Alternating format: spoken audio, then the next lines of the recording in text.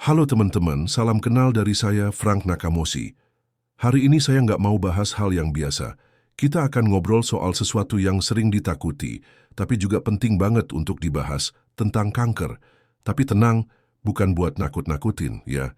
Justru kita mau buka mata, buka hati, dan mungkin mulai perjalanan baru buat hidup yang lebih sehat. Pernah nggak sih kalian dengar cerita orang yang awalnya divonis kanker, tapi kemudian bisa sembuh dan hidup lebih baik dari sebelumnya? Bukan cuma soal medis, tapi juga soal semangat hidup yang luar biasa. Nah, di video ini, saya bakal bahas penyebab kanker, dan yang paling penting kisah inspiratif dari orang yang berhasil melewati masa-masa tersulit dalam hidupnya. Oke, mari kita mulai dari dasarnya dulu. Kanker itu sebenarnya apa sih? Jadi begini, tubuh kita ini terdiri dari triliunan sel. Tiap sel punya siklus hidup, lahir, tumbuh, berkembang, dan akhirnya mati. Tapi pada kasus kanker, beberapa sel bandel ini mulai tumbuh secara tidak terkendali, terus membelah diri tanpa henti, dan nggak mati seperti seharusnya. Hasilnya, terbentuklah benjolan atau tumor. Nah, kalau tumor itu ganas dan bisa menyebar ke bagian tubuh lain, itulah yang disebut kanker. Tapi pertanyaannya, kenapa bisa begitu? Banyak faktor yang bisa jadi penyebab. Nggak cuma satu, mulai dari gaya hidup, pola makan, stres berlebihan, paparan zat kimia atau radiasi, sampai faktor genetik. Bahkan, kebiasaan sepele kayak sering begadang, jarang olahraga, atau ngerokok bisa jadi pemicu munculnya kanker. Contoh nih, kanker paru-paru. Banyak banget kasusnya berasal dari kebiasaan merokok, baik aktif maupun pasif. Lalu kanker serviks seringkali dikaitkan dengan infeksi HPV, yang sebenarnya bisa dicegah dengan vaksin dan deteksi dini lewat pap smear. Atau kanker payudara, yang gejalanya sering diabaikan sampai akhirnya sudah masuk stadium lanjut. Dan tahu nggak? Data dari WHO menyebutkan bahwa 1 dari 6 kematian di seluruh dunia disebabkan oleh kanker. Tapi jangan panik dulu, karena semakin cepat kita tahu, semakin besar juga peluang kita untuk sembuh. Sekarang saya mau cerita tentang seseorang yang benar-benar menginspirasi saya pribadi. Namanya Maria. Usianya 42 tahun saat pertama kali didiagnosis kanker payudara. Dia ibu dari 2 anak, pekerja kantoran, hidupnya bisa dibilang sibuk dan aktif. Tapi, suatu hari dia merasa ada benjolan kecil di payudaranya. Awalnya dia cuek. Paling cuma kelenjar biasa, pikirnya. Tapi seiring waktu benjolan itu nggak hilang, bahkan mulai terasa nyeri. Akhirnya dia memutuskan untuk periksa ke dokter. Dan boom, vonisnya, kanker payudara stadium 2. Dunia rasanya runtuh. Maria cerita, waktu itu dia nangis berhari-hari, takut, bingung, marah. Tapi ada satu titik di mana dia berhenti bertanya, "Kenapa saya?" Dan mulai bilang, "Oke, sekarang saatnya saya lawan ini." Langkah pertamanya adalah menerima. Ini bukan hukuman, ini adalah panggilan buat berubah. Maria mulai rajin baca buku kesehatan, ikut support group, dan yang paling penting, mengubah total gaya hidupnya. Dulu dia suka makanan cepat saji, sekarang dia beralih ke pola makan nabati. Banyak sayur, buah, dan minum air putih. Dulu dia jarang olahraga, sekarang dia jalan pagi setiap hari, minimal 30 menit. Dan satu hal yang sangat dia garis bawahi, menjaga pikiran tetap positif. Dia juga mulai rutin meditasi dan menulis jurnal syukur setiap malam. Bukan karena dia nggak takut, tapi karena dia sadar ketenangan pikiran itu bagian dari pengobatan.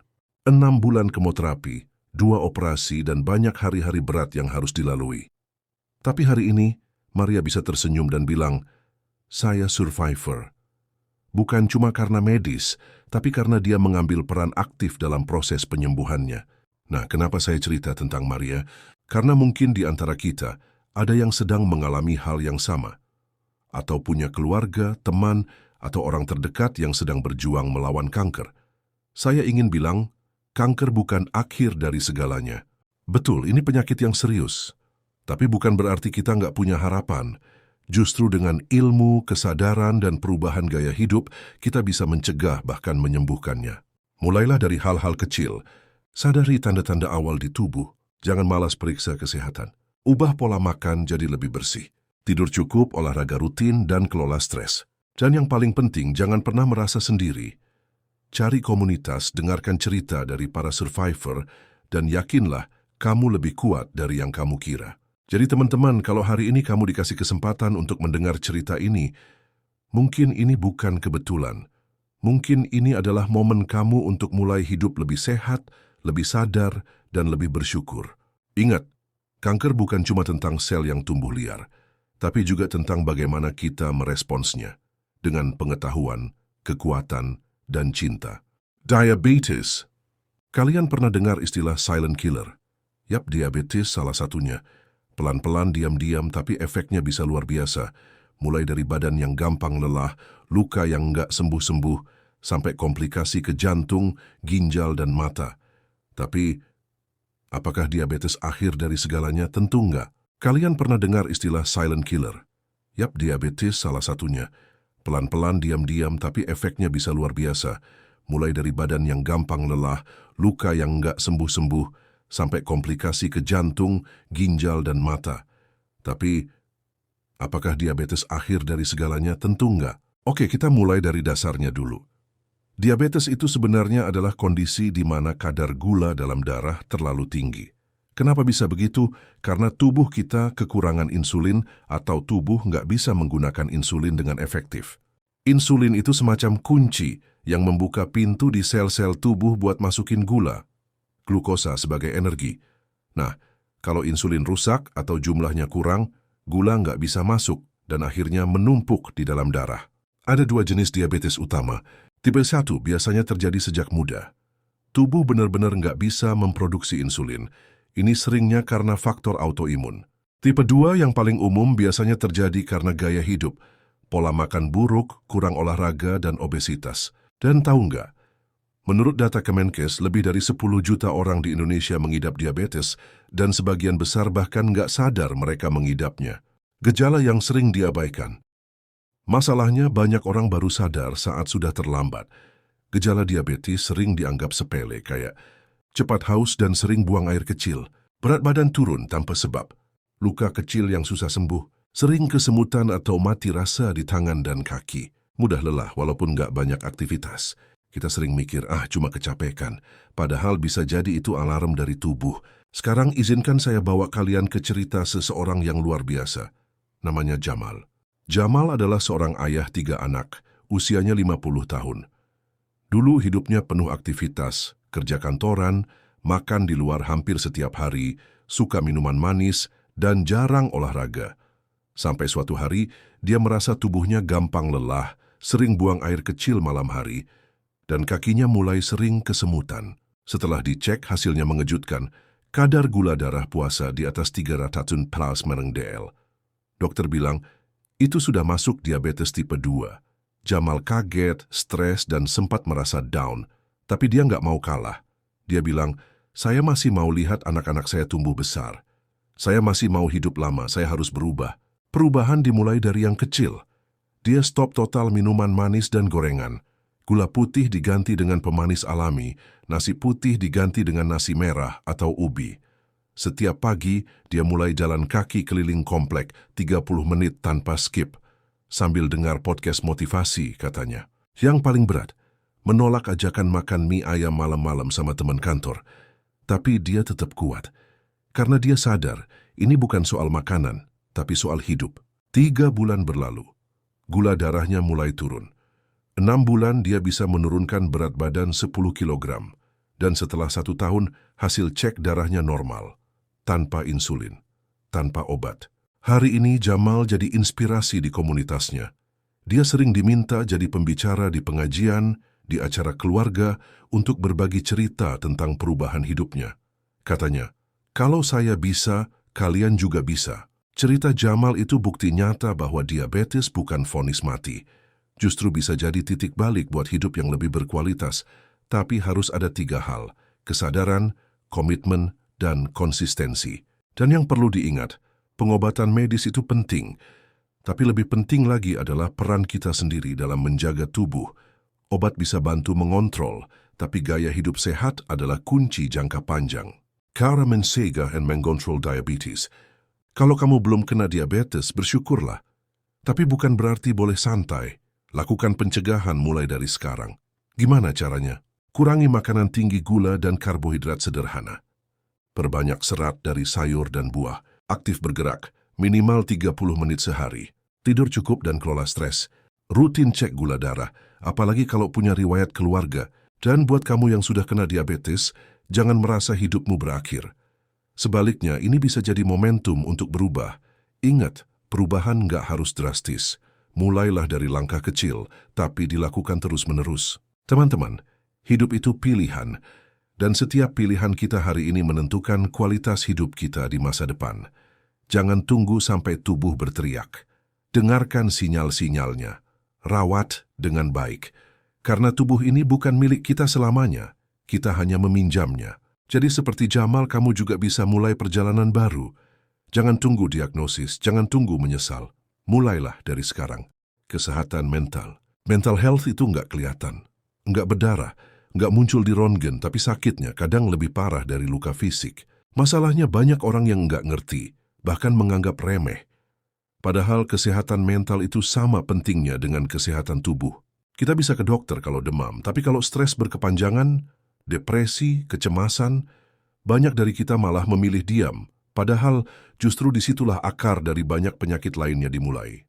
Kesehatan mental bukan cuma soal gila, seperti yang sering disalahpahami.